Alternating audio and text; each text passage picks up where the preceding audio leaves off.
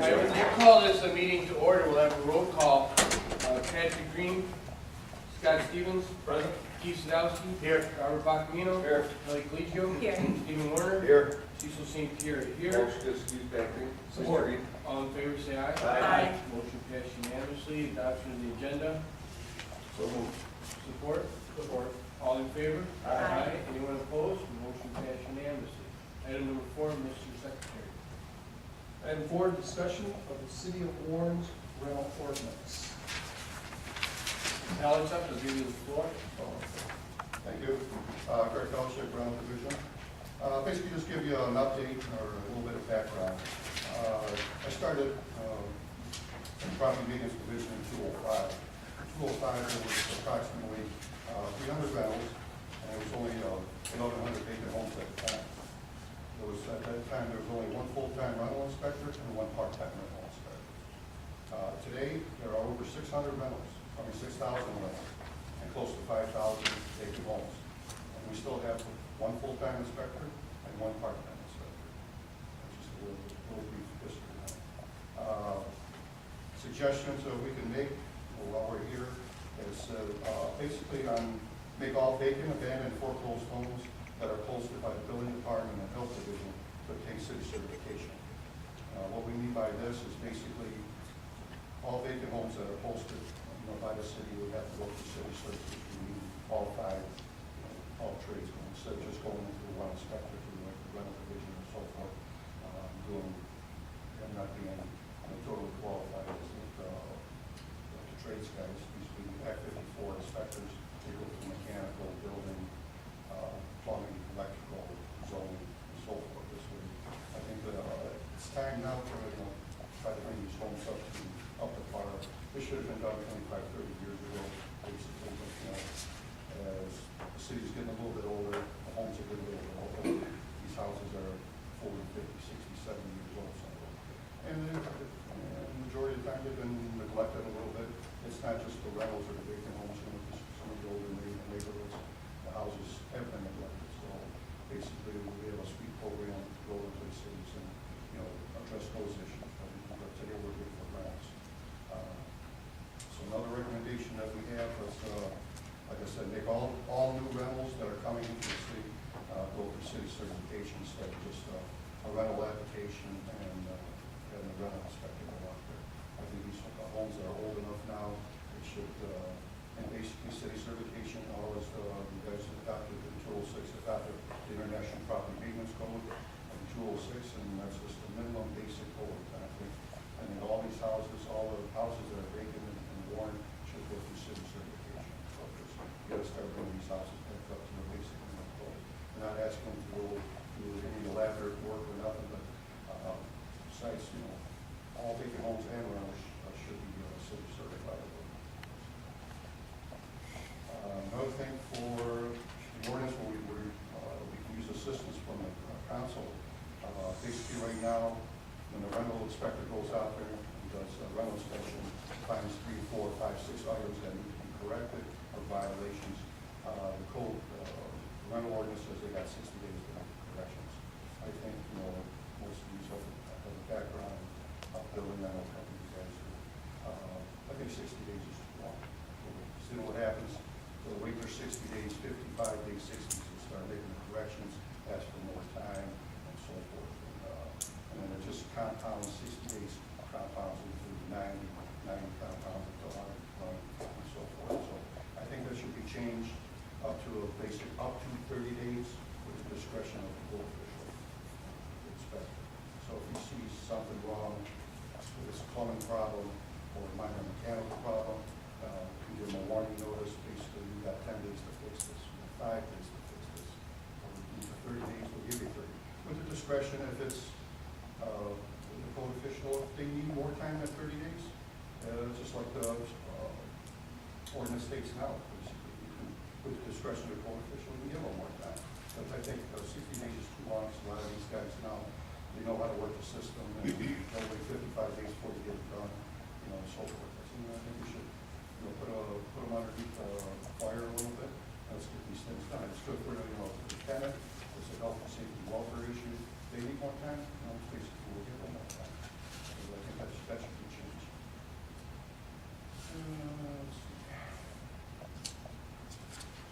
also, You had indicated new rentals go for city certifications. What about well, the existing 6,000? yeah. No, because a lot of those will go into, they'll go into vacancies and stuff, and then we'll post it. They'll go through. But I mean, if they're a good rental, say they're good 10, 15 years, they've been a good landlord and so forth, and if he goes from year to year, every 2 years, he's good and the house is brought up, no problems, we don't put that out to city certificate. As long as it's occupied, been occupied for a number of years, we get up that, once the house becomes vacant, we post it, or the building department posts it, or health department posts it, it should come with the city service. I mean, if this guy's been a good tenant, say he's got a tenant in there for 15 years, and he's going, he's been passing inspection, I think just let the house go, basically, let it be, one of his days, and when the house becomes vacant, then it'll fall into our category. Judge, Judge, if I could direct a question to you. Is that allowable? I mean, that to me, it seems like if you do it to one, you would have to do it to all. You would have to give, If you're requiring, Greg is indicating that new rental homes now would be subjected to city certification, wouldn't we have to do that for all rental units? Now, if the house wasn't posted. I don't, without doing some research, I don't know if I can specifically answer that, but my initial thought would be that you could make a special recommendation or a special rule for new homes, new rentals, because you can make a logical argument for that differentiation between an old rental and a new rental, Okay. just like you would for a new house. Thank you. Thank you. Stay back on that, please, Mr. Chair. Would that also find it as my understanding, as a rental is sold to a different landlord, then it would be considered new? That's right. Okay, so eventually, Once you sell a house, Yeah. your whole place is expired. thank you. Once you start a new one, it starts a new one, you have to go through city service.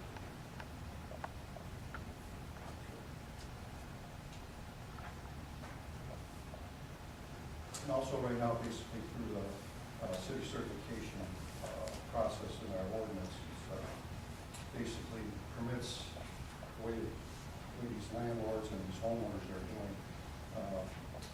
Once they come in and pull an application for city certification, what they're doing is they've got 6 months once they pull the permits.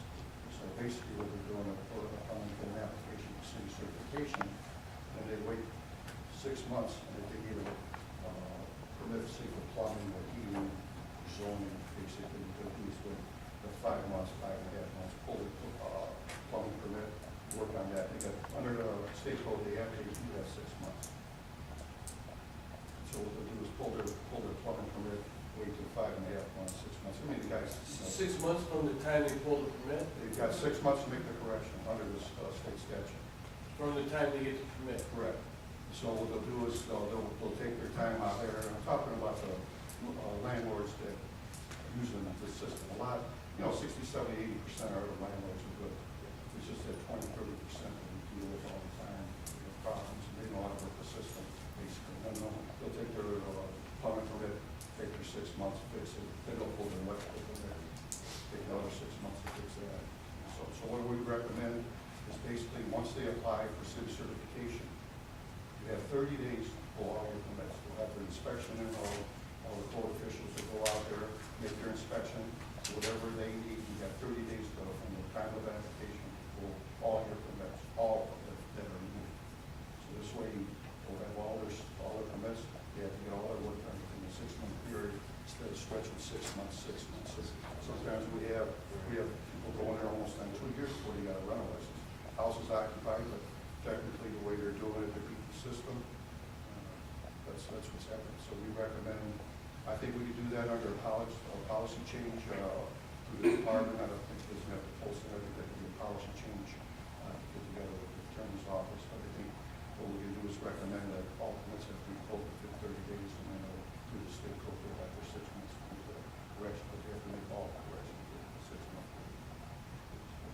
So you wouldn't be having to be any state law, you would just say you got to pull. Yeah, we're just, we're making a policy change. Still got- I think still got we can make a power. policy change that you have to pull, instead of the way it was in the past. In the past, they had up to 2 years, if you remember correctly. They had up to 2 years. So now, This is a we far changed cry it a from couple the of years rental ago. ordinance I I know, read. but now, with, you know, the times being bad and everything else, and, you know, with the situation we're in, you see these guys, you know, are using the system. Before, it was 6 months after the application, and then they wait for 5.5 months, and they pull a permit, and then take care of that problem in 6 months, and then pull another permit, 6 months, and then, but we recommend, I think we can make that policy change. I'll check with the attorney's office. I think we do that ourselves, just let you know which way we're going. We're trying to get a little more aggressive, get a better handle on these situations, and go from there. Well, Greg, wouldn't it help you as far as inspecting, where you Correct. don't have to go out, keep going out? Correct. Because that's one of the things we want to stop in order to make it streamlined. Oh, Is so- this make it more efficient? Yeah, it will. And All the guys will go out there, all 5 guys will go out there, they got to pull their permits, and then once they're done, all 5 guys can go back, whatever corrections they need to be made, you know, they can go back out there and get it done. It'll be done within 6 months, instead of a year and a half, 2 years. Ms. Cleveland, did you- Yeah, just a quick question. How can someone occupy the house if they don't have a rental license? Like, how are they doing that?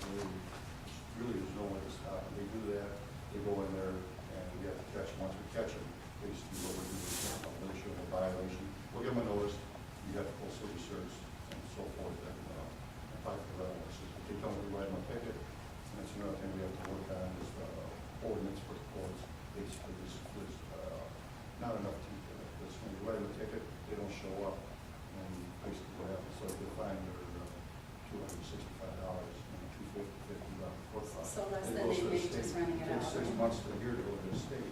House is still occupied, still collecting rent, so we have to do something about that. You find that being a Yeah, problem? it's basically, we don't have enough teeth in the ordinance, always the teeth to a fire. So And if they we stop. updated the ordinance and the fine was higher, or there was more teeth in the ordinance, then maybe they would have a little more reason to go get their Better city have certs. something, maybe you can threaten them, that vacate the premises, you know, basically, you know, Yeah. evict the tenants and go from there. But right now, we don't have a right to evict the tenants and stuff.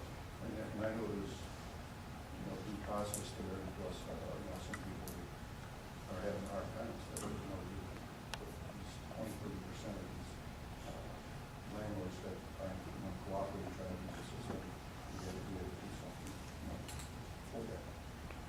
Get these guys to comply. A lot of some of these guys that are really bad ones we deal with on a daily basis. They tell their tenants, you get a ticket, don't even show up and quit. They're not gonna do that. That's what they're doing. So we really need to address that. Yeah, all right, sorry, thank you. Judge Biernan, what about a rental ordinance commission? Because, Greg, you're saying that if they go to court and they pay their fines and costs, the city gets nothing. Well, yeah, it goes to the court in the general fund. Oh, it does go to the general. Yeah, it does go to the general fund. Oh, okay. But we, as a department, we don't get nothing. We should be getting costs. That's what we wanted. Right, we just. You almost, working you with almost- Nancy. and the judge has put that on the record regarding to split the cost of the fine and what goes to the state, what may go to the general fund. Right, we ought to have a method by which we can submit to the court readily exactly what it is, how many times we've been there, et cetera, so that there's some relationship between the cost and reality. So if we would create some kind of policy, that would probably help guide them. I'm working with Mrs. Reed right now on cost and mission right now. I got them almost completed. We're going to go through that and wait for another paragraph she's going to add to the letter, which we're going to go, when we go to the court, we're going to show the judge what our costs and our fees are, basically, and courses for fees. Judge, let's just say that if a tenant doesn't pay, tenants never pay, trust me. If the landlord doesn't pay the fines and costs, is there any way that we can lien the property as part of the, if they don't pay within, say, 30 days, 60, to where, I'd have to research that, Mr. St. Pierre. That's a tricky question. because we can, on the nuisance abatement, we can do That that, is right? correct. Those, on the nuisance abatement, all the cost of administration is a lien, and that is a prioritized lien. Whereas this is an offense by the person, it's a little different. But it has to do with the real estate. It has to do with the real estate, I grant you that. And then maybe, just maybe, if it gets become a lien, they're gonna think twice about it, because then it comes part of the property tax. They might think twice about it. On the other hand, I'm not so sure, you know, the lien is paid, it's payable when it's sold in effect, or it's foreclosed on. And so, I suspect some of these people don't have any compunction about putting that off. And may just be collecting rent for a while, right? Plus, another thing, we've got in the ordinance, we can revoke their license if they do have a license, but if they don't have a license, they just close it off. Is it, and if you revoke their license, is that just for that house, or if they own multiple houses with? Just for the house. Just for the one. Yeah, you almost I don't know, you have to check with, you know, it's Yeah, not, I'm just saying. I don't think that's a good due process, but basically not giving due process for the other houses. So these are compliant with the other houses. But you don't have to grant them a license on another property though, correct? If they're- Right, if they're not in good standing, we can hold them off for another license until we make all corrections on the property. He's in good standing with the city.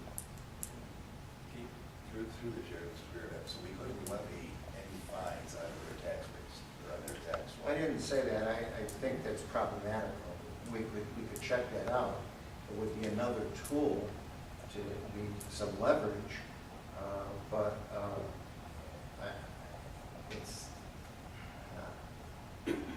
it's sort of analogous to a nuisance in a way, but it's not quite a nuisance, and so we have to make sure we are on solid ground when we start assessing, placing a lien on the property. And it may scare them, if anything else. And Judge, I also, in regards to about rentals, the zoning ordinance, we had mentioned it, did anybody check that out yet? Did you have anything? Well, what specifically, Mr. St. Pierre?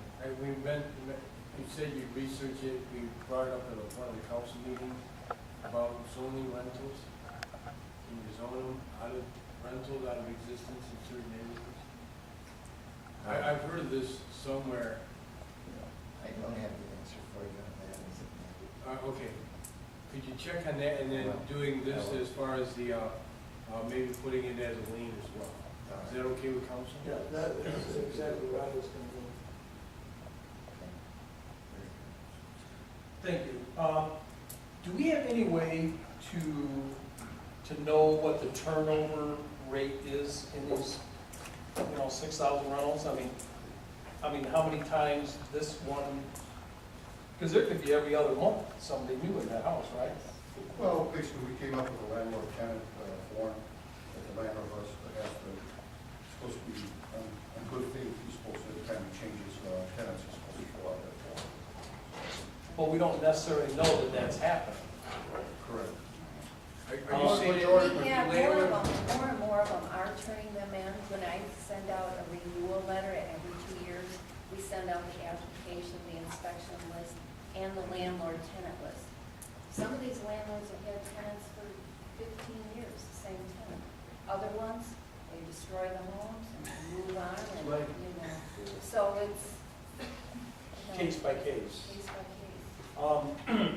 Well, and that kind of leads me to where I'm going with this one thing that has to do with zoning too, and would actually be a change to the zoning ordinance. And this came about, I think it was in Nebraska actually, where it was started because of illegal immigrants. But what they did, and it was upheld in a recent court case, appeals court case, where they required the renter, the person on the rental agreement and or lease, to actually register with the city and pay a minimal fee.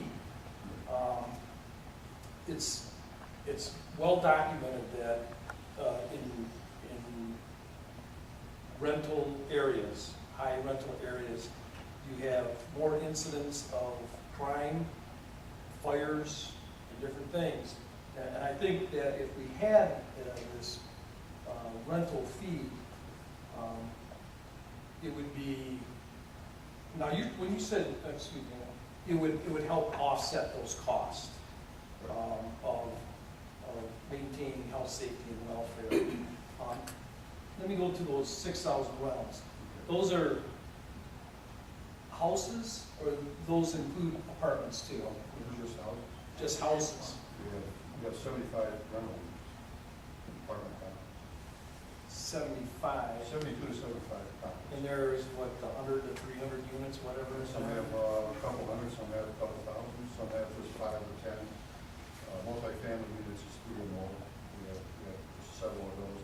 We have a couple small units out there, 10, maybe 20, but the other bigger complexes, you know, like Loving Equipment, we've got a couple hundred, a couple thousand. Right. The towers, it has a couple hundred, and just apartments are just what. So even at $5 a unit, that would be a substantial amount of money to help offset the cost of, you know, monitoring the situation.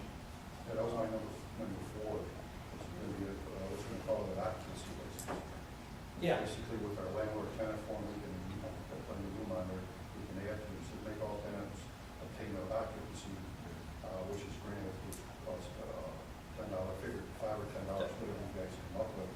This enables the city, if no tenants are there, if there's a violation, you just can't keep waiting on landlords all the time, you're a good landlord, you have bad tenants. So if it's a violation that pertains to the property, which can be contributed to the tenant, this way we know who can write the violation to, who the ticket to, and have them show up in court. Basically, instead of, you know, banging, you know, violating the landlord, he says, correct, you know, we're going to do the garbage, we don't put the garbage in there.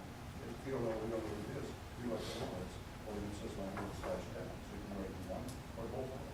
But if we want to go this far, I think it's a good step in the right direction. For the occupied, have them come up here, show the driver's license, one week $2, $5, $10, Right. the maximum occupancy you can get. And for the occupancy license, we'll issue them a license, and you got the right to open that house. And So then, this and way I then we think- know, and then we have a better idea of the turnover rates of the different places too.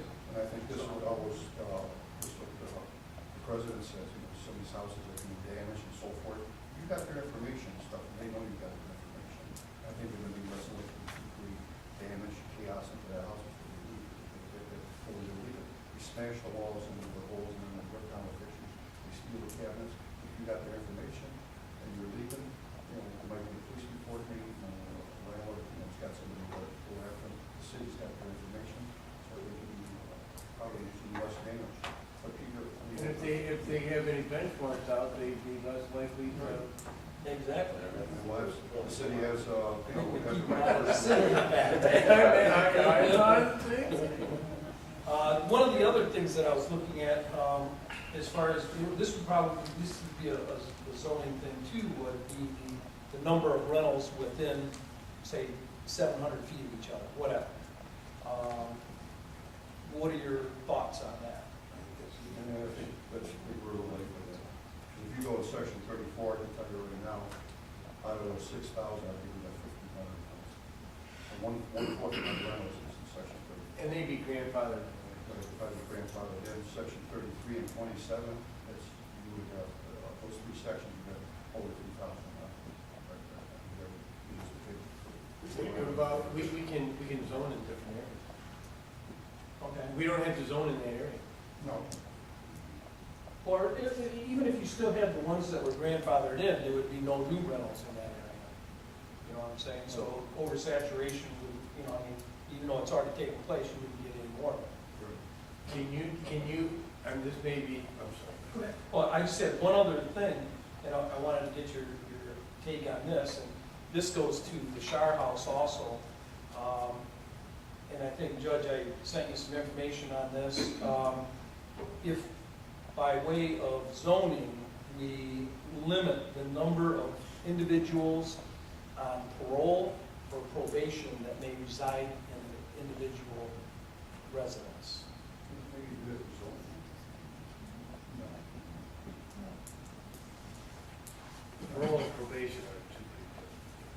Right, well, I'm saying parole and or probation. Probation. All right, we'll talk And that's some of the points that I wanted to make and I would like looked into. I like that landlord, the tenant occupancy list. That's Well, this way pretty you know good. who the person is that's living. You don't No, know, like you said, absolutely. it's It's not that big, from a landlord's point of view, you tell them, go file. And I've been in this business for a while, and it's The not a landlord big can deal. file rather- for him, well, he's got their basic information that we need, he can file for him, and, you know, we'll give him the license, so we have no problem with that. And $10, they don't mind paying it. It's not like it's cost prohibitive. I mean, it may get, $5, $10, well, we need to know who's living there. But you don't always live there, because this way we can find out, could be a felon, could be a sex no, offender. by all Sex means. I know offenders, they're supposed to. I And know they're supposed listen, to they gotta have a register. driver's license, so maybe just to show their identification. Right. And that's sometimes a How big many deal. people out there with, walking around with warrants, might have felony warrants. You know, our guys go out there, you know, for inspection, you don't know what they're gonna run into. And they can run it ahead of time and know who's, well, anyone can be in there, but at least they would, No, you just still find out, you know, if you got, you know. right, it can't If you hurt. got a gut feeling or something's wrong with this guy's hinky, you're running for it, why would you go out there and Yeah, no, you you feel feel, you might get shot, might get beat up, it might set you up. You gotta figure too, I'll tell you some instances where it happened now.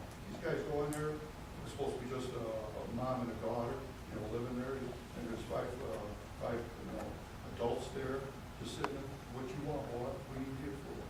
And when the inspector going in there by himself, basically, you know, you go in the basement, there's 4 or 5 of them down there, sleeping down there, not supposed to be, you know, having a bedroom down there. And, yeah, so what are you guys doing? You know, especially we're here for inspection, you know, so, you know, it's just accident ready to happen. when we created the domestic violence ordinance, sort of a state statute, we found that the true trials have gone down because the officers were spending so much time for domestic violence in the neighborhoods. And so drunk driving went down, so we wanted to, how do you say, balance the court costs that we lost as a result of that. And that's why we were the first city practically in the state of Michigan to go for domestic violence, to be able to keep the costs into the city rather than give it away to the state. And that was one of the reasons, and this could be, because you do have a lower, most likely lower income rather than someone renting as opposed to purchasing. And one more point, did you want to? Yeah, go ahead. Is there a way that we can, off a computer, where there's not that much time, map this? Because Mark is behind us. Show you where all, we got a map of where, show you where all the rights are. absolutely. or if you could, that would be great for us to know, for us in regards to how to maybe zone. I'll show you where all the rentals are, we show you Yeah. where all the apartments are at. Well, I think the apartment's almost pretty obvious, but yeah, to get an idea where the rentals are at based upon the, what have been registered. Right. Yep. And in regards to, could you also in that find out where you may have issue of compliance? Well, we can, like, we got the ones that have passed, the ones that have not passed, and then, so we can run different overlays of that, Okay, of good. just those dynamics, absolutely. Maybe a difference in there. Because I'd like to see if it's to an area. Well, it'd be kind of interesting if it was. As part of the occupancy, are we setting limits as to how many people can reside in a particular home? I thought we already had zoning ordinance. No, I'm asking. Yeah, it's in the zoning ordinance. Okay. What is it for a 3-bedroom home? Does anybody know? I don't I know. don't think it goes like that. I think it No. goes I mean, by if the house. guy's got 12 kids, you know, he's over the limit, but I mean, if you have to be family members, basically, the way we run it, our policy is it's got to be family members, you can't have, you know, 6 adults living there, 6 guys or 6 women, you know, basically, it's only his bedroom. Yeah. You have to, figure roughly 2 adults per bedroom. That's the rule that we follow, but you got 12 adults in there, or it's not just a family, if the guy's got 12 kids, he's gonna have that, you know, basically, but if it's 6 separate adults, you know, then you got a zoning violation. Well, we have a zoning ordinance. Okay, because, you know, because when I moved into my neighborhood, we had a house down the street, And I wasn't aware of this until immigration showed up and raided the house, and there were 4 families that were living in the house. And, but they got tipped off, one of the neighbors called immigration, and they came in, they kept the house under surveillance, and they raided the house. And, okay, thank you. Greg, there's one of, Scott and I both received this note from a person who lives in a condo, wants to have rentals and condominiums. Because the reason that they were excluded is because condominiums maintain their own property, the exterior, they don't maintain the interior. But what is your opinion of, because that's why it was put in there, because since they maintain the outside and they have that inspection process, they have that maintenance, and they can impose a better form of fines and costs and everything else if you don't maintain your property. Has there been a call for it that you've heard? Yeah, for the last couple of years, we did receive calls with complaints, and basically, rental, registered rentals, which, we don't do, because basically we do it. The condos have their association, they have their own set of rules and so forth. They don't have probably don't stipulate the same thing as the city ordinance stuff. But I think we could change it. I think that's something to look at, basically. Because years ago, there were condos where people were owning the condos. Now people are losing them, moving out, can't sell them, so they're renting them out. So now they're becoming rentals. So I think that's something to look at, and we should look at that. But the problem is, how are you going to be the system as private property? How are you going to? Probably just like have the condominium association call us. No, you can do that. Well, we can do that now. They know who's renting or buying. Well, if they can't handle a situation, or if a person has a complaint, it's serious enough, it's a health, safety, and welfare issue. Oh, okay. They got a complaint, they said the condo association is not doing nothing. So we call up management of the condo association, they give us a number, you guys don't do nothing in 5 days, we're gonna come out and violate you. We can do that. But as far as rentals, it's something else to look at, I think we should. Because a couple women called me, older gals, and said they had some undesirables here. What do we do? I said, talk to the association. And we said they can't do nothing. We have nothing in our bylaws that handles around. They have to change it. If they change it, then. Well, you can't, they can probably put in their bylaws, you can't rent. Right. That's what they have to do. But So, do that. So that's up to them. But then, They have to enforce. how are you going to enforce it? Yeah, we can't enforce it, that's their own, that's their agreement between their unit owners. But there's got something to, food for thought. Condos are, your R1Cs are residential. I think they should still, question to the judges, they should still come under the city ordinance. Because technically, if you look at a house, it's a private property also. I just don't want to get these condominium association presidents upset. I mean, No, I'm not just saying, it's just food for thought. if they allow renting, they allow these almost probably, what we should get inside to make sure that they adhere to basic standards, just like any other rental. And I guess the outside. They should follow the rental guidelines. It's something, that's why I'm glad we talked about it. Maybe if, Judge, if you could throw that. Mr. St. Pierre, may I speak regarding the registration of the tenants? My concern is these tenants are gonna come in and register for whatever fee. And we have this landlord-tenant complaint form right now that they can fill out if they're notifying their management. And the management there, the apartments or the landlord hasn't addressed their issues. They can fill out a landlord-tenant complaint form. And then I have Mr. Palachick here review it. And if he feels if it's a health and safety issue, we'll send an inspector out. Now, if we're gonna start registering all these tenants and they get wind of this landlord-tenant complaint form, they're gonna make all these complaints. We don't have the inspectors. We'll take away the landlord complaint for it, and a complaint for it. Just send it. Well, that's, Well, I mean, because we can't, we're not the policemen. And that's between landlord and tenant. That's why they have. And that's right, if they go to court, that's a defense. They got a landlord-tenant. They got a lease, right. To let them do that privately. We shouldn't get involved in their private contract between the two of I them? agree with The you. only time we get involved All right, is well, health, let's get rid of safety. it. It's a health and safety, like I said, it's a It health has and to be safety. serious enough for us to step. You know, like electrical or But, plumbing, raw right, sewage, but- something on that order. Yeah. But, I mean, a lot of them are coming to the counter and demanding the city, or we do something as the rental division, and we always tell them it's between you and your landlord. And the statute provides plenty of remedies, escrow your rent. And then, well, okay, I really don't, we don't have time to do that. No, send them over to the court, tell them to send them to the landlord, tenant, or both, and let them pass it around. And maybe just have the Xerox copy of the statute for landlord tenant. There are so many protections for tenants in the state statute, it's unbelievable. We shouldn't be policing that at all. A quick question, a concern I had was, at the last council, there was the home that the city, decided to be abated and torn down, and then the city would pay for that. I know, having a conversation with you, Greg, we discussed auctioning off of properties, and the landlords would go in and buy a bundle, fix up the ones they want to fix up, and sometimes the ones they don't want to fix up end up going through the system, and we're paying to take them down. What are your thoughts? Are there any ways that you can think of, or to the judge, I mean, if someone's gonna make their business out of rentals in the city, and then residents end up having to pay to tear down the homes they don't want, there has to be some kind of recourse that we can take. I mean, what can we do? Basically, the only thing I see the problem is to see. A bond, right?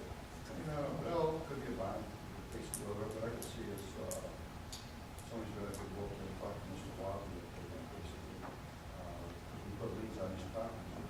Just give you what I call a circle of these properties.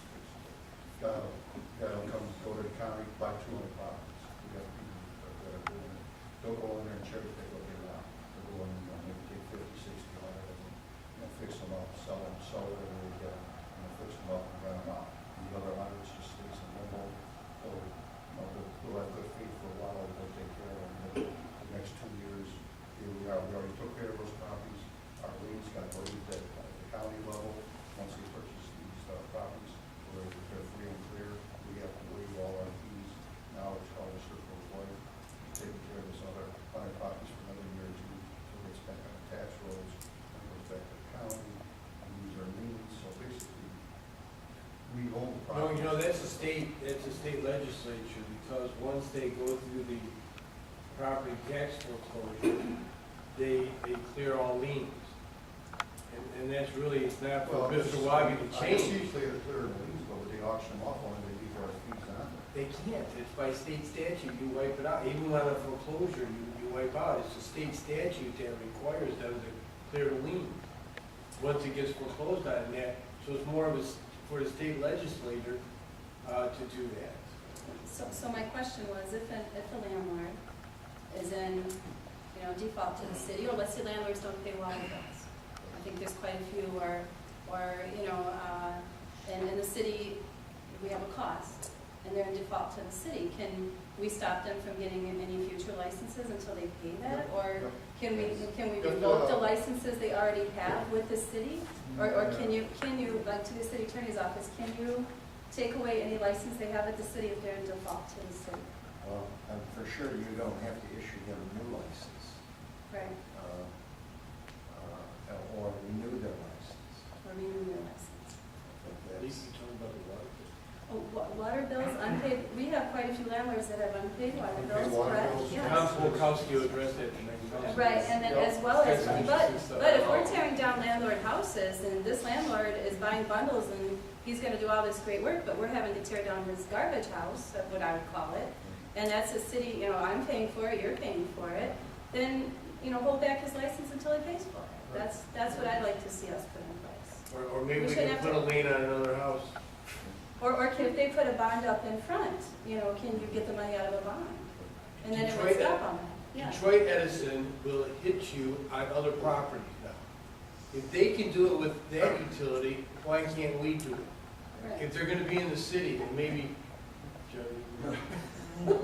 These get But paid out. Detroit Edison does. They're somehow they're allowed to do it.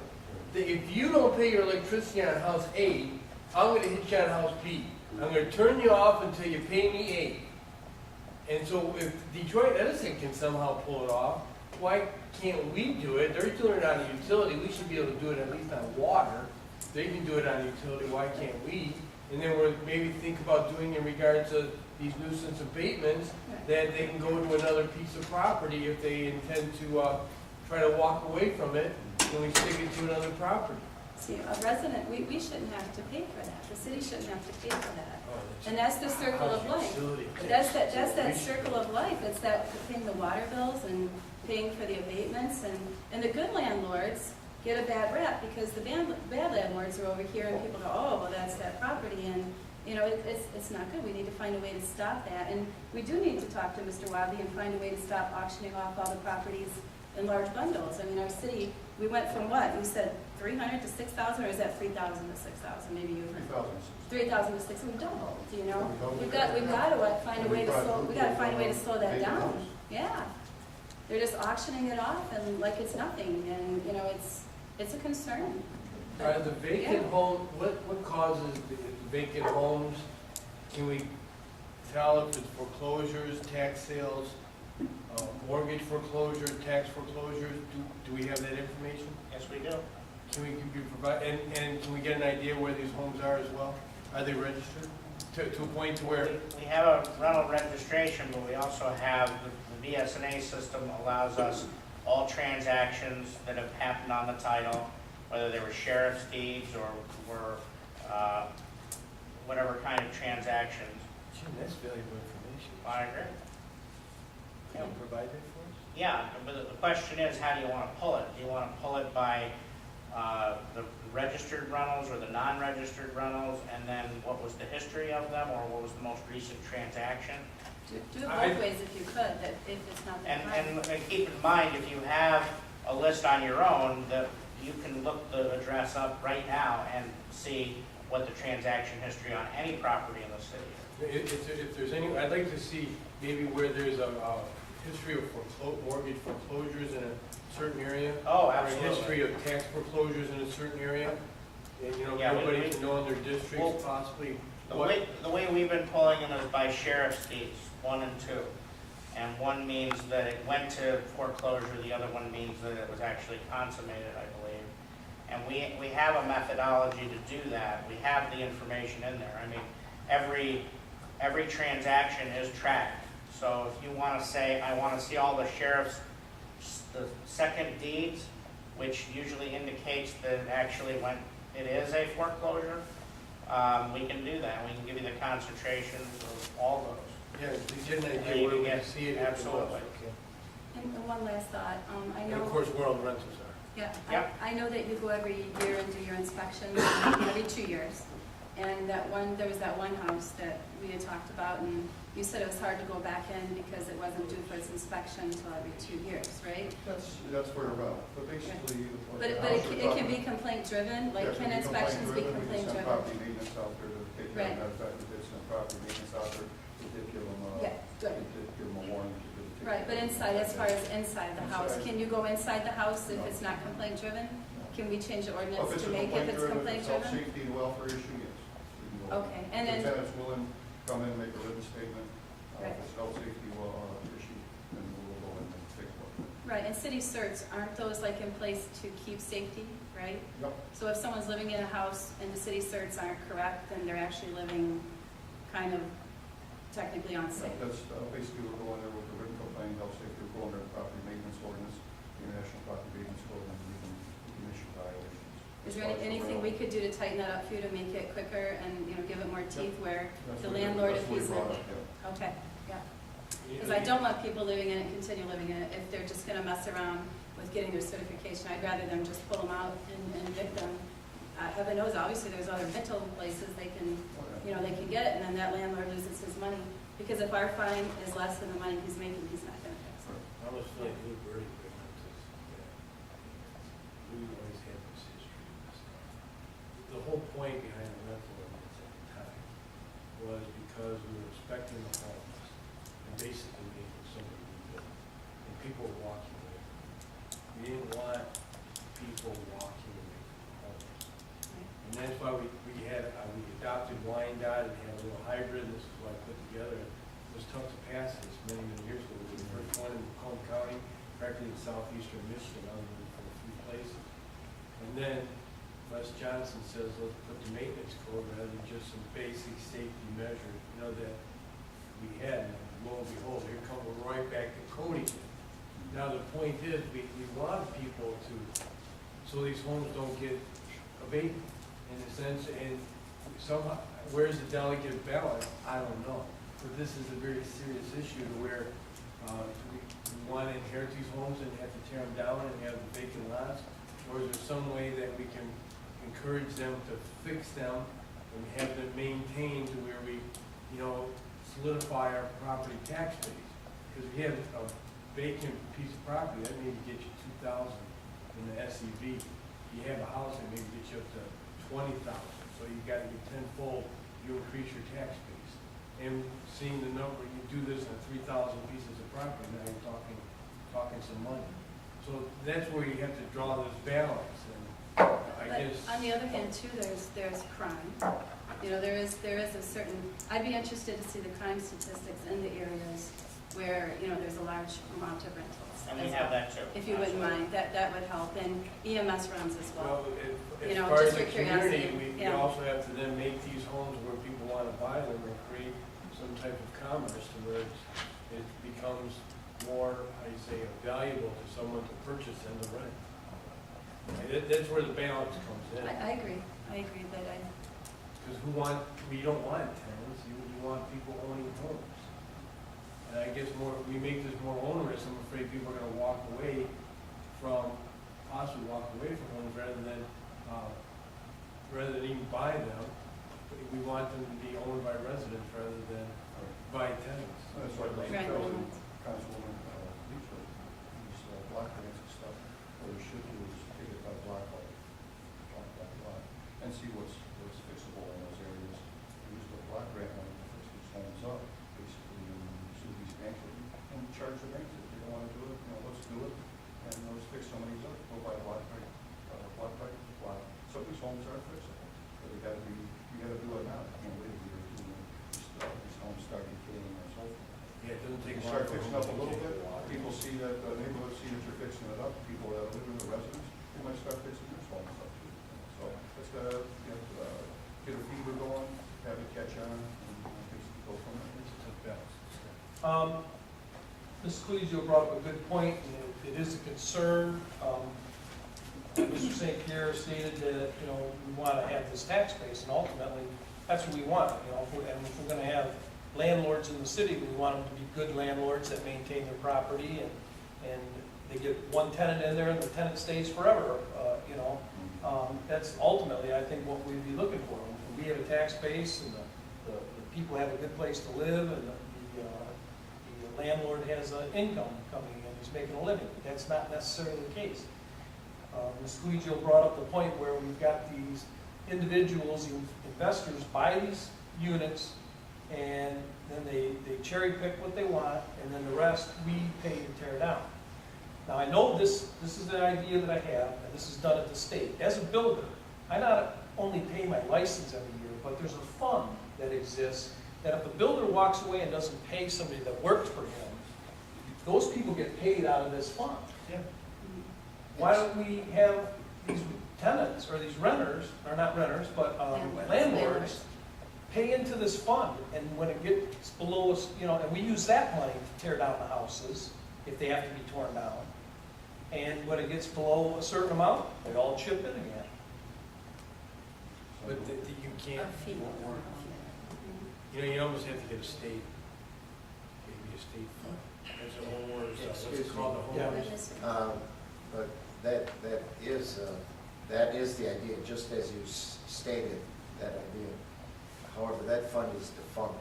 It is. It is. Yeah. Oh, yeah. Yes, It's it been is. defunct for quite a while.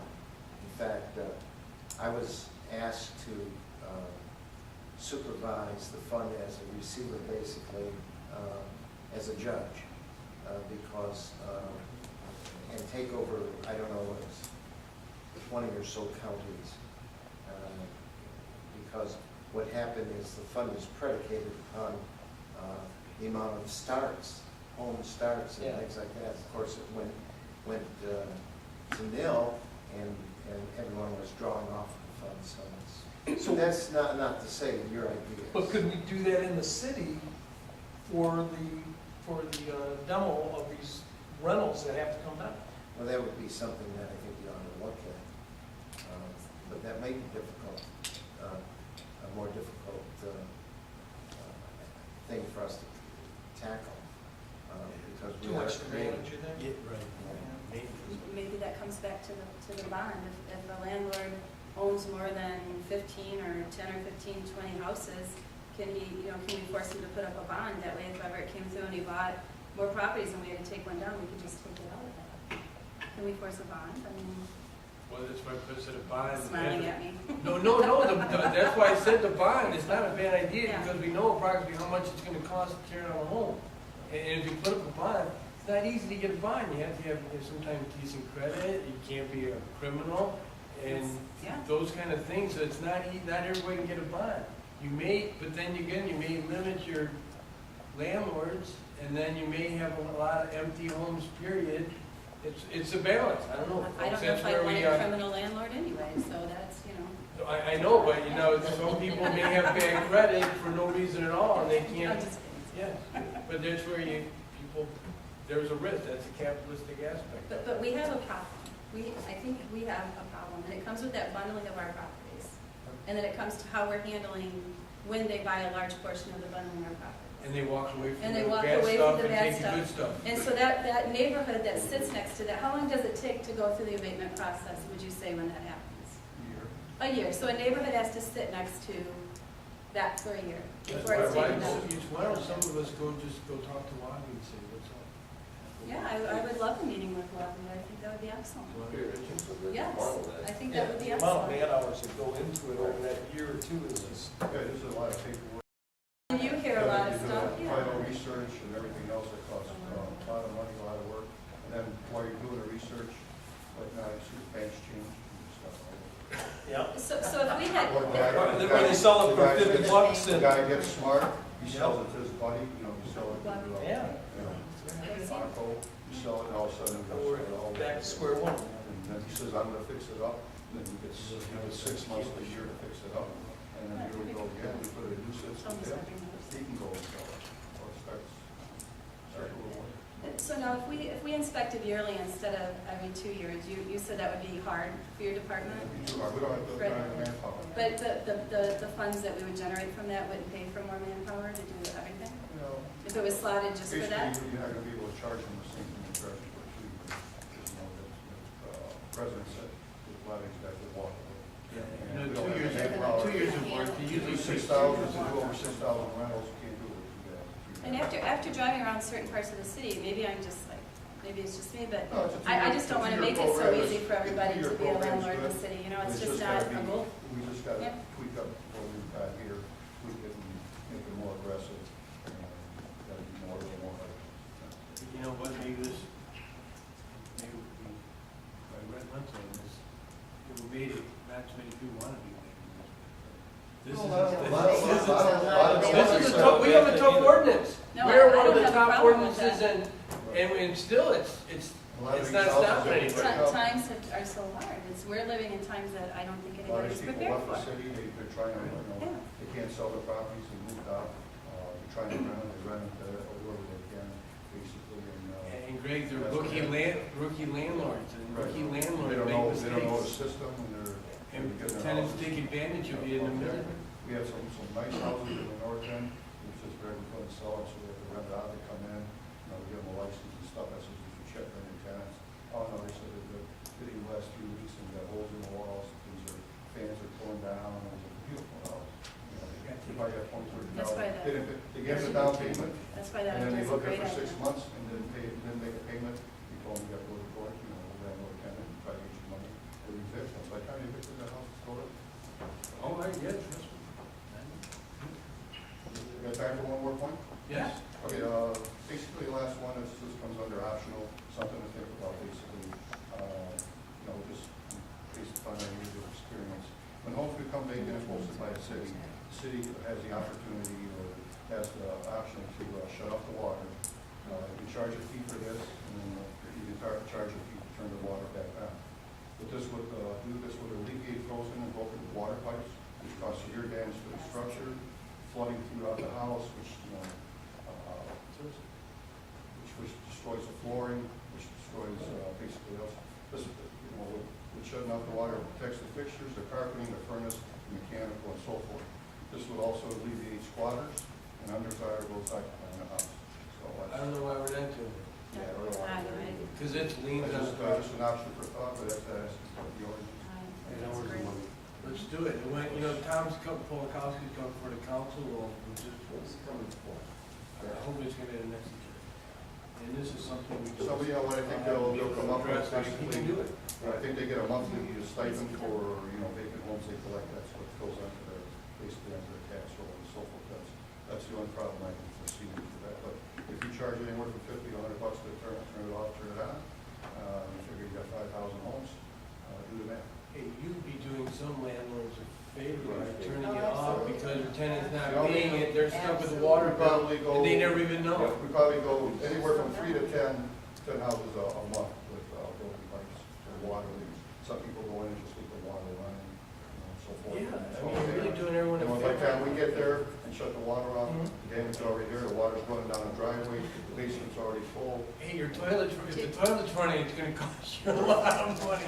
But do you have suggestions, like if there are landlords that aren't paying their water bills, like we talked about?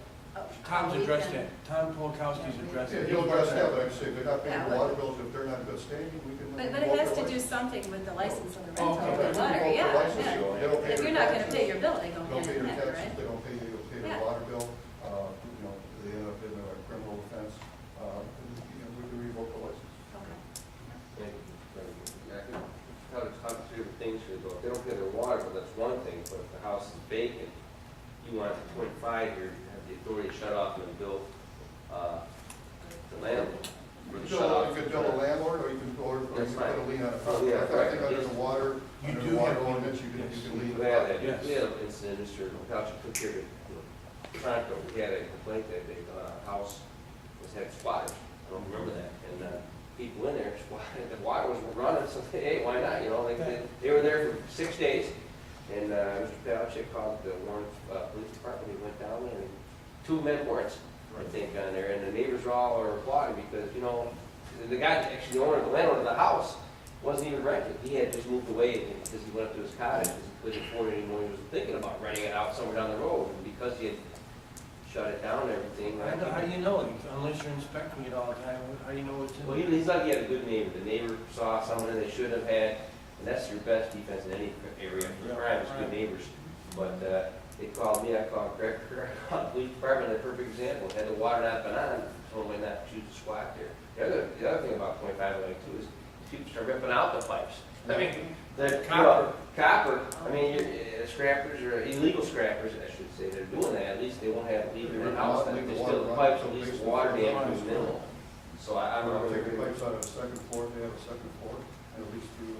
Exactly. Do we need an ordinance to do that? Can we just make it a I policy? think I think our ordinance is already in place. Polakowski. That's with the water. Do it right in the water ordinance. Yeah, Right there. I think it's Yeah. already there. We'll have them address that as well. That is You know, huge. Basically, I think that's a good idea. Now, as far as staffing, you have 1.5 Yeah. people and you So have you know. 6,000 rentals. That's Well, just they did a- residential. Yeah. And that's not the other, Plus then so, we have departments too to inspect. so it's hard to physically do what you need to be doing with that amount of staff. Probably use right? one or two more part-time. Yeah, yeah, all right. I don't know if you can even do the numbers and make that one work out the right way, right? Mhm. I mean, All right. that's something we have to look at, Difficult. especially if we go All right. into, 1.5 we people, go into these 6,000 city dollars. search, we'll have to hire probably a couple That's more great. part-time guys, qualified. It can't be done, we gotta help them. Yeah. Could, All right. can you or can it, we generate, on this renter registration thing, taking into account the 6,000 homes and the amount of apartments, can we generate, if we charge, say, $10, or, say this is $10, to make the math easy, how much revenue that would generate, and you know, then we'll know if we can, you know, based on that, if we can hire another 2 or 3 inspectors or whatever. Basically, we could do that, but we do receive a block grant from, CDPG for $40,000. I know we're looking at doing something else with that though. Well, maybe we have to adjust. Right, and that's why. That's good. And so also, I think, I just one last thought was, these, not to do with the rental, but it was the vacant properties. We did pick up over 100 vacant properties posted last year. So those that are maintaining the majority of them, cut the grass, clean up the properties and stuff. We did exceed our what we were, and so we're probably going to be doing the adjustment. But we did have over 100 new footballers.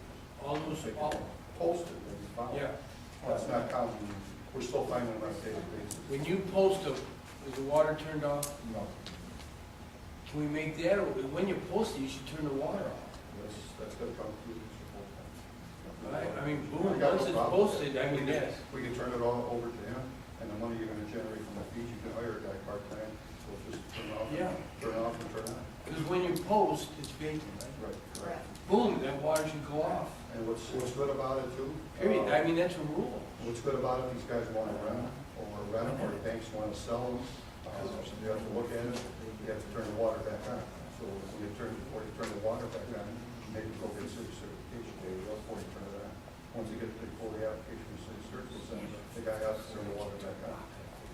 Because you can't have city certification without water. That's good. Here, the last one. Yeah, all right. How much it will be. Okay. Wait, okay. Just wanted to add one last thing. I think Marilyn touched on it, Mr. Bacamino, and ultimately Ms. Collegio. Ultimately, these issues have to be complaint-driven. Most of the time they are. Marilyn voiced her concern about the rental division being used basically as a complaint department between landlord and tenant.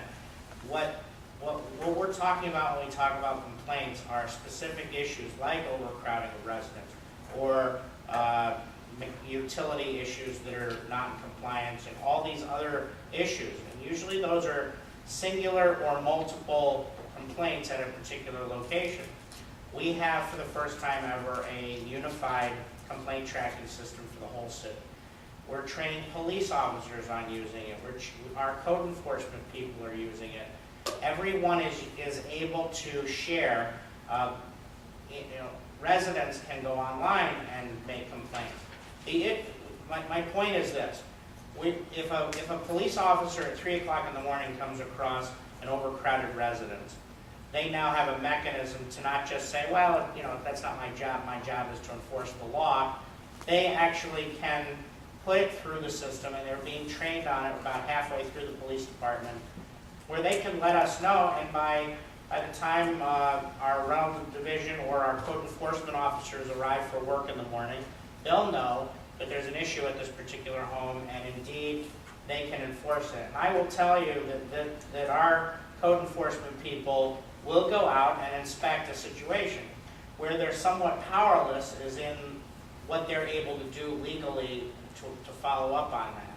And I know that Marilyn's concern is that she can't be necessarily the arbiter of whether somebody paid their bill or not, that kind of thing. But certainly if there's a major out of compliance issue, similar to the ones that Ms. Collegio has brought to our attention, these can and will be enforced, and people need to use a reporting system that will track what the problem was and follow it through to its conclusion, because we do have the ability to do that now. They can't say, well, I've called 100 times. Well, if you've called 100 times, we have a way of knowing that you did and follow up on it. So it's all about accountability, and the person making the complaint needs to follow through with it, whether it's a neighbor who sees what's going on, the landlord or the tenant, or a police officer, or a city worker who happens to be there on another issue. So I just wanted to remind everybody that we do have a robust complaint tracking system that we can be using so that that these rental issues don't become such a problem or perceived as such a problem. Anybody else? Audience, an opportunity for Mr. Secretary. Number 5, audience opportunity for citizen participation. Thank you, Mr. Belichick. Marilyn, appreciate you bringing these concerns. Audience participation. Christoph Jett, resident of District 3. My primary concern on these rental letters is from the standpoint of the taxpayer, myself. Take an individual, will buy a house through the county, he pays the back taxes, the administrative fee, and some of the liens. Now he goes into business, buys a 5-gallon can of paint, paints the thing up, and then he rents it. A point in time, the repairs are not kept up on the exterior. They start to deteriorate. When that happens, the renters start to grumble, what have you, and threaten to move out. The guy at that particular time, when he knows he's in trouble, he quits paying the property taxes. And this goes on until people get fed up, the occupants, and they leave. Now the house becomes abandoned. It's in shambles. Somebody in the city of Warren says, hey, we're going to abate this house. Now it costs the taxpayer anywhere from $6,000 to $10,000 to tear that house down. Yes, you do lien it, but the lien will fall off when it gets to county foreclosure. My point is that why should I, as a taxpayer, supplement this guy's business by paying to have that house destroyed or torn down or what have you? It's like any other business. When I built my first home here in the city of Warren, I had to put up a performance bond. I did not get that money back until I passed the final inspection, which was about maybe 18 months later. Now what's prevented this body here from saying, hey, effective immediately, every single rental person that wants to establish a rental or a business in the city of Warren, rentals are a business, $10,000 bond on every house. You sell it, you get your money back. If you run it all the way to the ground and you lose it, and we have to abate it, we got the 10 grand. Now, if that house, suppose that the taxes at the county level is being auctioned out for $20,000, hypothetical figure, and the bid price comes in for $4,000, the city of Warren has to give back to the county the difference, which is $16,000. It's because the county will pay the taxes to the community the very next day that the taxes are delinquent. So now it's coming out of our pocket again. Now what I see here is that you people are concerned more about the occupant, the tenant. Well, what about the impact on the neighborhoods? Rental units should be handled to a higher standard than the homes, surrounding homes in that neighborhood. They should be, like I think Cecil or somebody said, it should be a pride. So at any particular time, the guy could put a for sale sign and get his money out of it. I'm talking about the exterior landscape and the maintenance and what has been cosmetically all cleaned up. It should be the best looking house in the neighborhood. Until you people come up with laws and regulations to control the rentals in this city is going to die. There's no doubt in my mind that the rentals are going to take over because nobody will want to buy a home in the city of Warren. Now what do? What few taxpayers are left there, we're going to supplement the businesses. There's no reason why we cannot put a performance bond on every single rental. As long as he keeps it up, he sells it, he gets it back. Oh, incidentally, liens. Has anybody tried to collect the lien that you people are talking about putting on a residential? What's the statute of limitation in the state of Michigan for liens, Cecil? 6 years. I'll answer that for you. Federalist 10. They drop off that. If you don't prosecute and collect on those liens, you lose them. Have we ever done this? I don't think so. Have we ever went after these liens? Everybody keeps saying we're going to lien the property. That's just a buzzword. Unless you collect that lien, it's waste time and money and paper. Thank you. Audience participation, anybody else? Hi, everybody, Joe Hunt, resident of District 2. As far as, I walked in late, so I didn't hear the early information, but as far as the rentals are concerned, I guess it comes down to is whether they have people in the houses regardless if they're homesteaded or not. Tomorrow's going to be the certification of the tax bill at 9:30, and it really comes down to is the decline in revenue that the city's suffering, and how to basically attract people into the city as opposed to scaring them away. When it comes down to the BSNA software, I think it's great because everybody has a certain status. And if you're not 100% homesteaded, it apparently means that you are a rentor or in some way that this is not your primary residence. With the BSNA software, I would say that basically that would be a good source of actually looking at in a neighborhood, street by street, neighborhood by neighborhood, to find out where the areas are at. Not necessarily as far as the assessor's quadrants, but to break that down into sub-quadrants to find out where are the areas where the rentals are predominant. Because basically, if you own your home next to people that own their homes, you take pride in the street, and neighbors are more willing to basically keep the block and the neighborhood looking pretty good. Mainly, it's the incentive plan, how to bring people into the city, and how to basically want them to own a home as opposed to rent it.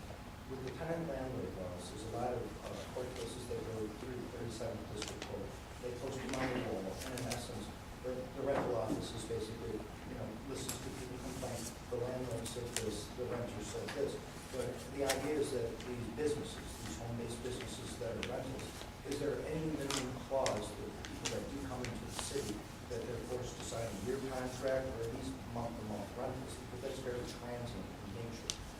Basically, with the gathering about the rentals of the Old Jacks this weekend, or later this week, that should be interesting because the area south of 10 Mile is basically the area where most of the rentals are at, without actually having the hard set numbers that, like where I live, there's predominantly a lot of homeowners, but we're starting to notice that there's a lot of rentals where these people are coming in every 2-3 months, and what they're doing in 2-3 months is they're really decimating the outside appearance. They cut down the trees, they cut out the bushes, their dogs rip up the lawns, and then of course, the idea is that when these landlords move in, there's nothing there that says you have to own a lawnmower or a snow shovel. So that really upsets the balance between tenants and landlords, the homeowners in the city. So it really comes down to the CDBG funds that go below 10 Mile in essence.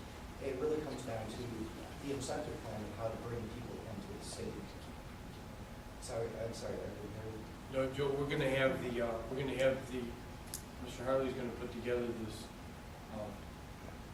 Great presentation. And the idea behind it is that to show where all the rentals are. Yeah, BSNA is great because of the ideas, like even in my area a couple of years ago, everybody just left and there was vacant houses for 2-3 years and they didn't cut the property, the rats came in, people stole the copper, and it was more along the lines of when the tenant landlord, there's 4 different departments that have a form for renters. And the idea is to have all those forms together because it's to my understanding when you go to the water department that you have to have the tenant and the landlord there to both sign there in City Hall an agreement regarding the water contract. And at the same time, it's more along the lines of, does the city actually review the contract between the tenant and the landlord? This is a state law, and more along the lines of, how do we keep the renters in for a longer amount of time? Because these people that are making investments into very, very cheap properties, that's great, but the idea is, what is the terms of the rental? You know that you're going to have a renter next to you for a year. At least there should be a package to say, now that you've moved to the city of Warren, have a lawn or have a snow shovel. This is the expectations. And so I'll leave it at that.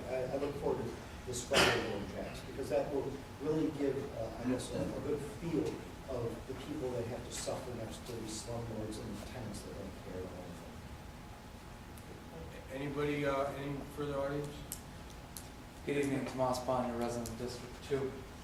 The first thing that caught my attention that was said was we want to change the compliance time from 60 days to up to 30 days. And it's at the discretion. Well, if it's at the discretion, and the person making the discretion just happens to not like a certain individual, does that mean that that person can just say, well, you've only got 7 days to repair your entire house? I think that discretion has to be looked into. Next thing here is, in the Newsbeat, there was a thing that says, with an increasing number of rental homes, Warren Mayor Jim Faust enforces city's tough rental licensing ordinance. It bothers me that we're having this meeting today. If we have a supposedly tough rental ordinance, why would we need to change it? Otherwise, it's not tough. You can either have one or the other, you can't have both. And another thing that's in here that really bothers me is it says, even if a family member is residing at the property, the house is still considered a rental unless the family member's name is on the deed. Well, that wouldn't necessarily be true, would it? If you have 7 people that happen to be one family living at a property, do all 7 of those people have to be on the deed, otherwise it's a rental property? The way I read it, that's what it says, but as far as I know, that's not the case. 2 years ago, the city added apartment complexes to the rental ordinance. The apartment rental registration fees are $125 per building, plus $100 per dwelling unit fee, with 20% of the units in a complex requiring inspection every 2 years. Okay, so we're inspecting 20% every 2 years. That means we're inspecting 10% of the property a year. Who selects that 10 or 20%? Why is it only 10 or 20%? Because someone could have one wing of a building that's spotless and beautiful and whatnot, but the other side of the building could be in shambles. But if we only inspect this side, and this side's never inspected, what's the point of inspecting it at all? Another thing was brought up regarding probation and parolees and how many can live in a certain area. I'm going to agree with something that was whispered, that I believe it would be discrimination. You're telling someone, you can't live there, you're on parole. You can't live there, you're on probation. It just doesn't seem right to me. In regards to something that was said regarding BS&A and whether there's a map of properties where you can see what's going on, there's actually several maps of various things in the city of Warren, whether it be properties and whatnot. And more specifically, if you look at the TIFA map from the ArcGIS system, you can go in there and you can actually click on an individual property and it will pull up all the BS&A information, all the tax information and whatnot. For some reason it's not available for every property, just specific properties in the TIFA district. Hopefully that'll be expanded on sometime soon. Next thing here is the tear down fund. In hindsight, it may sound like a great idea, but why would everyone else have to pay because of someone's wrongdoing? I would understand if each person has to pay into their own fund, but if you're telling landowner A, B, and C that they have to pay for landowner D, why? Why would someone want to pay for D if A, B, and C aren't doing anything wrong? And one last thing on this topic. There was something brought up that there's only 1.5 people inspecting these homes, and everyone became shocked. Oh my gosh, 1.5 people inspecting 6,000 plus homes. Well, if you do the math, that's only 11 houses a day. How many houses can you inspect in a day? If you'd be using some sort of logical system and going in some sort of a row, you could probably inspect 20 plus homes in a day. Obviously, I don't know the inspection process, so I may be wrong, but at least I can look through a house in 5 to 10 minutes. I didn't say inspect, I said look through. So I don't know what is, what's not the case. I just wanted to point out that 1.5 people will break it down to 11 homes a day. Whether it's a high number or a low number, I'm not sure. One thing that bothered me at the last council meeting was that a council member decided that they can control what someone can say and cannot say. Well, that's limiting someone's freedom of speech, and that's not right. And that council member, I think, is currently looking at their cell phone instead of paying attention. But he can do anything he wants. I can do two things at once. Oh, okay. But that's not what you're paid to do. You're paid right now to pay attention to the audience. This is audience participation. Yeah, you got a rule, Cecil. Remember the rule?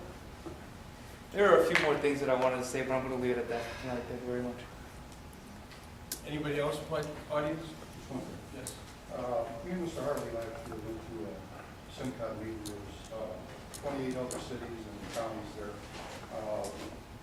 Just, as a matter of fact, we were discussing foreclosures, rentals, ordinances. And out of those 28, Warren had the second most stringent ordinance in the state.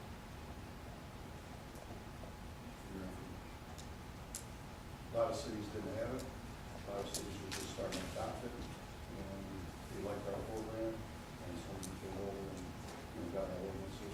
No, we do have all the laws, but that's why we're. Anybody else? Motion to adjourn, support? All in favor, say aye. Aye, passed unanimously. We are adjourned. Joe, he's right. 11 homes a day. Okay. Until you come up with a list of what you do on that house, then it's our guess as good as yours. No,